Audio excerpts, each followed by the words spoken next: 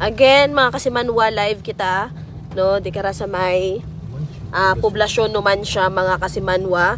And sa latest update aton karang DOST Pag-asa, no, makaron nga alas 2 nakaron nga bulletin nga ginpagawa. Hayron dai karang si Tino hay bahagya nga ni karon o nga humina, no, pero ginabaybay naghapon karon do Iloilo.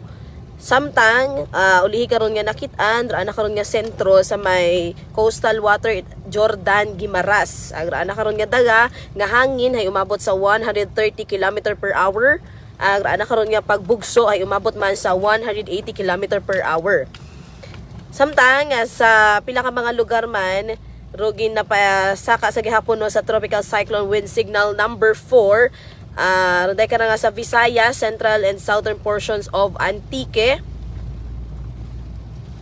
central and southern portions of Iloilo, mga kasimanwa. Samtang signal number 3 man do yes ato ka nga Visayas, the rest of Antique including Kaluya Islands, ro aton ka nga probinsya it Aklan, Capiz, mga kasimanwa. So again, raton ka nga probinsya Itaklan, hagin pa idagom sa signal number 3.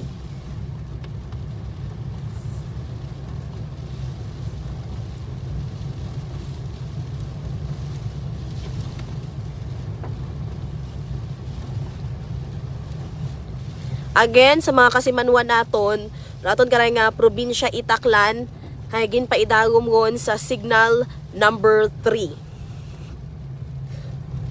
Samtang ro signal number 4 mataman iya sa atong karang Visayas, hayro central and southern portions of Antique and central and southern portions of Iloilo. Kay si Tino hay anak karon nga ginaagyan dahil karang Iloilo, probinsya it Iloilo, mga kasimanwa.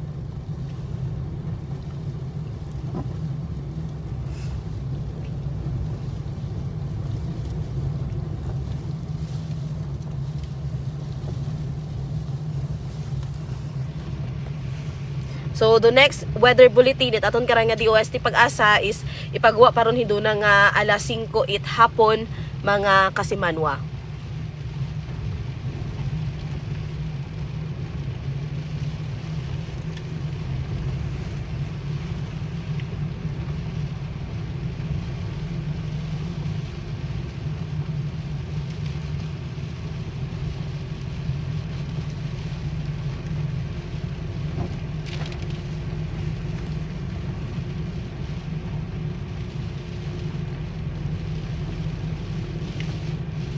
So halin kaina sa makaron dire-diretso ro pagbubuit ugan ang paghabyugit hangin, mga kasimanwa iya sa atong karang pila ka mga banwa iya sa atong karang probinsya it Aklan.